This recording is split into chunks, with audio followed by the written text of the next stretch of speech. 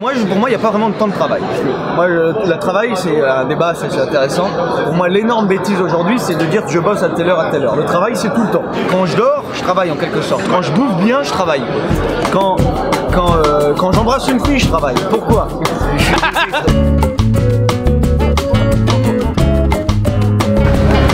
Check, Raph. C'est le jour 1. Là, c'est vraiment le jour 1? Oui, regarde, c'est écrit en bas de l'écran. Pour vrai? Non, je le vois pas. Ah oui, ok, là, il vient d'apparaître, là. Oui, voilà. Là, il est sur ta face. Là, il s'en va juste ici. Fait que oui, on est arrivé, puis là, on fait pour la première fois de notre vie, on fait du vlog. On vlog en même temps qu'on fait la vie. C'est quoi du vlog, Raph? La vie en vidéo.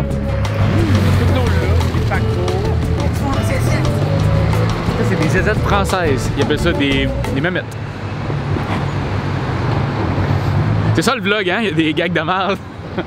Faut l'assumer jusqu'au bout. Ouais, puis là, il y a un bar qu'on va... Non, parle-moi des mémettes. Les mémettes? Ça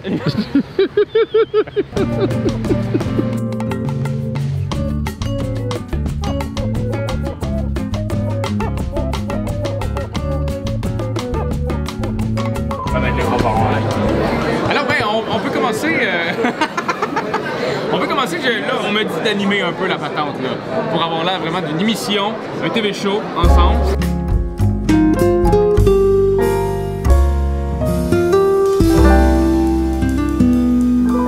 On va faire une série télé tous ensemble, notre série télé à nous. Et les bonnes séries télé, ça commence toujours par un thème. Oui. Donc on a 10 cartes au thème, on en prend 2 au hasard, main innocente. Donc une série d'enquêtes et d'aliens. Joséphine, qui aime beaucoup aller le jeudi à partir de 16 h à La La La Land, c'est joli et c'est rigolo. Pour s'amuser sur un manège qui fait faire des 720 degrés de gauche à droite parce que ça la détend et ça la fait rire. Alors, Sandra, c'est non. Attention, c'est le deuxième épisode et toujours plus sombre. Alors, ce qui s'est passé, c'est que Odette, donc, a retrouvé une personne. C'était quoi encore le thème? Ah oui, c'est une enquête. Elle a recollé à l'enquête, c'est parfait. Elle a trouvé une personne sur laquelle elle enquêtait sur sa planète et qu'elle soupçonne d'être un traître au gouvernement. Pour déterminer le meilleur scénariste, il va falloir faire un petit quiz maintenant. Donc je vais te poser une question. Si tu réponds bien à cette question, on marque tous les deux un point. Ok. Si tu réponds mal, je vais poser la même à Pierrot. Et s'il répond bien, ce qui n'arrivera pas, je marquerai 2 points. Et lui aussi. Si je ne réponds pas, Tatiana pourra répondre et 3 points. Okay. Si ma question est trop dure, personne ne répond, je ne marque pas de points. Donc il faut trouver la bonne question. Quel était le loyer de l'appartement pour lequel Odette a signé son bail? 2500. C'est trop facile. Facile, je l'avais quoi. J'en avais une. À toi de poser une question.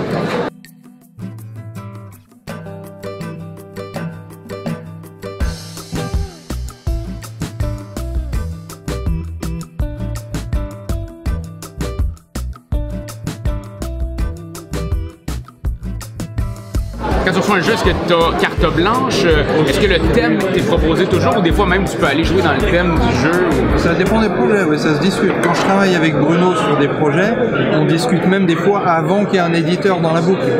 Donc ça nous permet de discuter ensemble de thèmes, de l'histoire, de comment on va mettre ça en scène. Après, il y a d'autres projets qui arrivent où c'est un peu plus tracé, quoi, où il y a déjà le thème, comment ça va se faire. Là, c'est vraiment du cas par cas. Est-ce qu'il y a une pression chaque fois que tu as un nouveau projet de faire « Ah, il faut que je me dépasse ». Là, je ne parlerai pas de pression, mais de responsabilité. Okay. Parce que j'ai quand même lu, ça, je m'attendais pas que ça aille jusque-là, des gens qui se disent ah, un jeu illustré par Vincent Dutré, in stand-by. Wow. On achète un jeu, hein, les gars. D'abord. Ouais. Alors l'illustration est importante, de plus en plus importante dans le monde du jeu, mais on achète un jeu, quoi. On va y jouer, après on va pas le regarder, on va y a une nuance. Donc ouais, c'est une responsabilité. Alors, ce qui fait que moi, quand je choisis aujourd'hui un jeu, je veux y jouer d'abord, pour voir si ça me plaît, si j'ai envie de le, je peux me le permettre, donc voilà.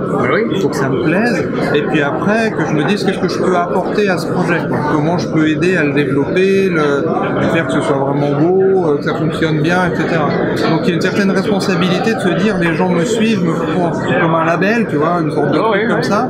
Donc il faut que les gens, si justement ils partent dans un truc instant buy, il faut qu'au moins ils soient contents après. Fait que ton nom aussi est important à garder dans l'idée du jeu, le choix du jeu que tu vas faire. Alors, Yo, jour 2. jour 2, hein? Mais jour 4? Mais jour 4 pour nous, mais jour 2 du festival. Fait que pour nous, en tout cas, bref, ouais, je sais pas comment le décompte va être fait, mais ça va être fait. Il y a Geek Attitude Game à 14h. Eux autres, ben, on va essayer de faire, ben là, vous allez l'avoir déjà vu, mais c'est la vidéo des 30 secondes où est-ce que tu nous expliques tes jeux qui s'en viennent. Après ça, c'est Plan B, 30 minutes plus tard. Après ça, c'est Yellow, 30 minutes plus tard. Ah non, viens. Ici, c'est comme la zone presse de Yellow. Fait que t'as pas le droit de rentrer? Ben oui, je suis de la presse. Salut Raphaël! Salut, ça va? Et toi à la forme? Ben oui, super! Content de te voir. Mais là, content de vous voir. C'est ça, on va pouvoir voir les nouveautés. L'accent est incroyable. Le vôtre? Non, le tien. Ok. Est-ce que vous avez refait le La La Land comme l'année dernière? T'as pas vu hier? Non, j'ai pas encore été voir. L'As d'or? Non, j'ai pas vu. Parce qu'à la fin de l'As d'or, on avait quelque chose, on avait une belle surprise. Ah, j'espère qu'on va le revoir. Oui, ben en fait, ça sort à 14h. Bah, je regarderai alors. Je la repasse le La La Land. Ça repasse. J'ai adoré. Marche bien ça? Hein? Oui,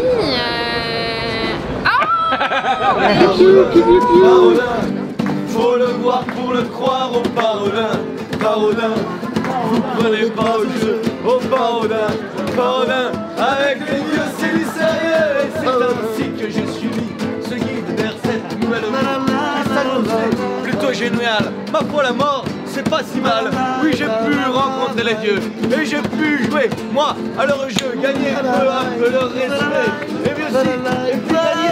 Alors Parodin, vous parlez d'une histoire au Parodin, vous parlez d'une histoire au Parodin, vous prenez pas au jeu au Parodin, avec des lignes c'est du sérieux,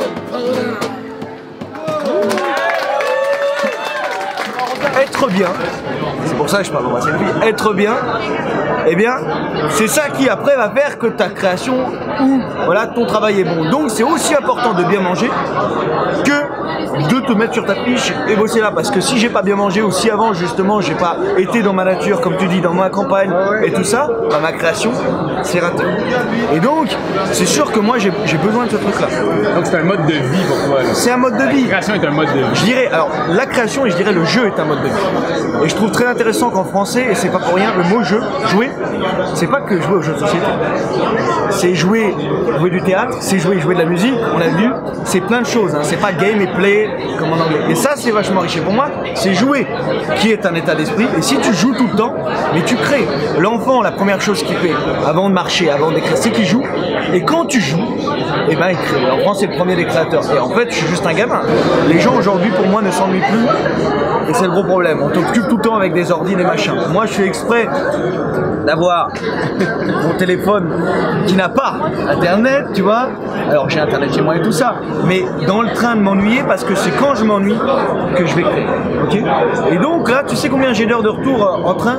12 heures. Pour aller d'ici 12 heures. J'avais 14 à l'aide.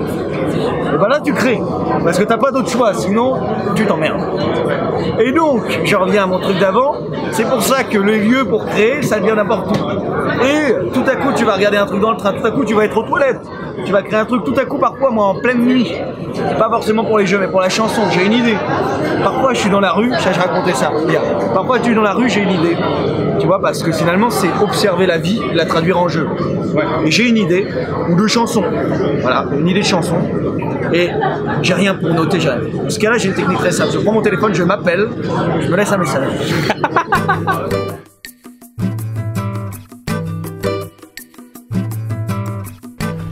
Allô Raph! Salut Marc-Antoine! Ça va? Ça va bien toi? Oui, je sais pas c'est difficile à tenir, mais on va y arriver. Je pense que oui. Mais c'est la dernière journée du festival. Ben oui, c'est pour ça que je filme. Pour vrai? Ben oui, c'est pour qu'on jase de notre horaire par rapport.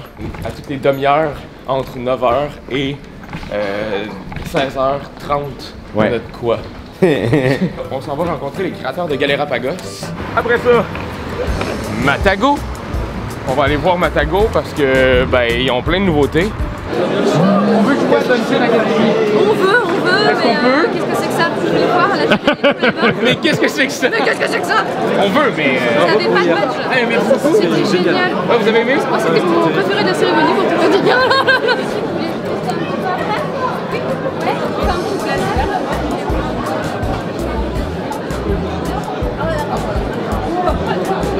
Fait que notre game était super le fun. Moi j'ai fait 19 points. Puis Raph il a fait 18. Après ça, on va aller voir Roberto Fraga. On va parler un peu du Corsair ludique. C'est vraiment chouette, c'est une belle affaire, une belle activité. Le Corsair ludique, ça parle pas beaucoup de choses. Oui, mais ça reste que c'est tellement un événement impressionnant. Toutes les fois que vous m'en avez parlé, toutes les photos que j'ai vues, et tout ce qui se passe, créer un microclimat de ludisme. Un autre monde. Vraiment complètement. C'est ce qu'on veut. Puis, Ah ben on rentre dans un autre monde pendant une semaine. Hein. Allez.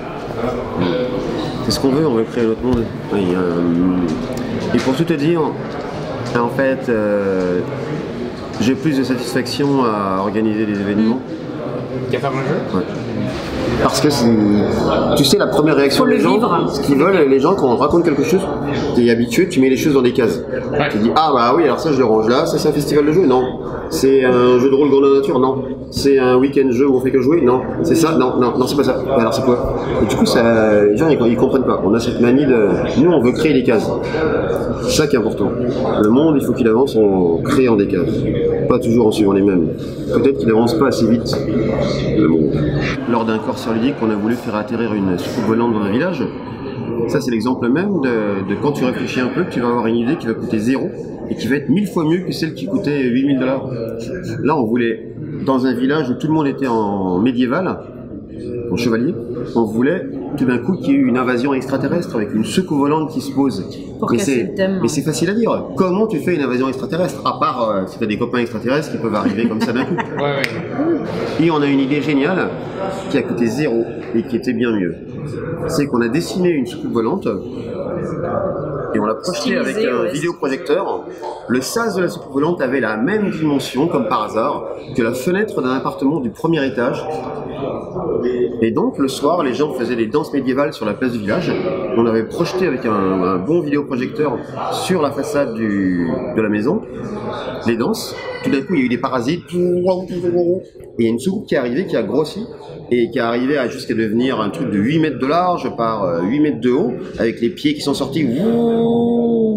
Et elle s'est calée pile sur la fenêtre du premier étage. Et le sas, c'est exactement la fenêtre. Et dans l'appartement, il y avait 6 ou 7 organisateurs qui étaient en combinaison verte moulante, tu sais, truc vert, avec des casques gonflables extraterrestres. On a mis une échelle, et sur la musique de Daft Punk, et donc c'est ça ce qu'on aime. C'est, tu vois, toujours te fixer des objectifs incroyables et arriver à trouver des solutions avec pas grand chose. Parce que tu fais ça aussi dans le monde du jeu. Ouais. Dans le sens, des challenges jeux pour les éditeurs aussi. Hein. Ouais. Ils ont peur même. Quand ils me voient arriver, ils ont peur.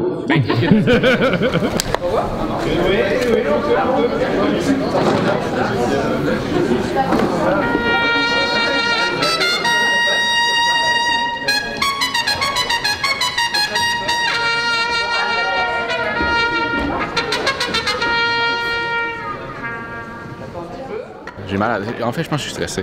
T'es stressé pour ce soir? Ouais, je pense un peu. Moi, pour vrai, j'ai un peu une boule sur l'estomac. C'est cool. Parce que tu vas être sur la scène là? Oui, puis je suis allé tantôt, puis c'est impressionnant. Il y a beaucoup de gens qui rentrent ici.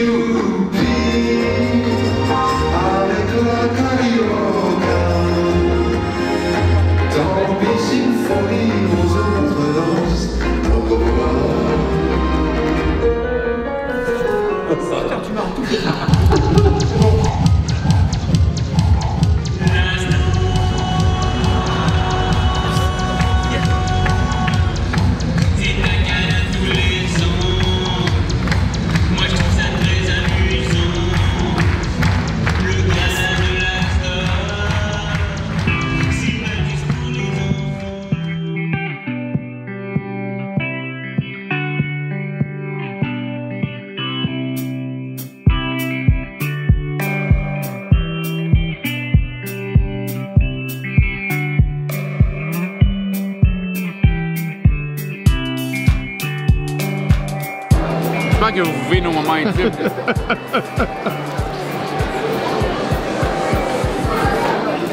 Je mange pas mes tomates. Hey, ça goûte l'eau. Fait que t'as eu l'eau? J'adore l'eau, mais je veux de l'eau. Quand je veux de l'eau, je bois de l'eau. Moi, ça m'écarte, ça goûte les tomates.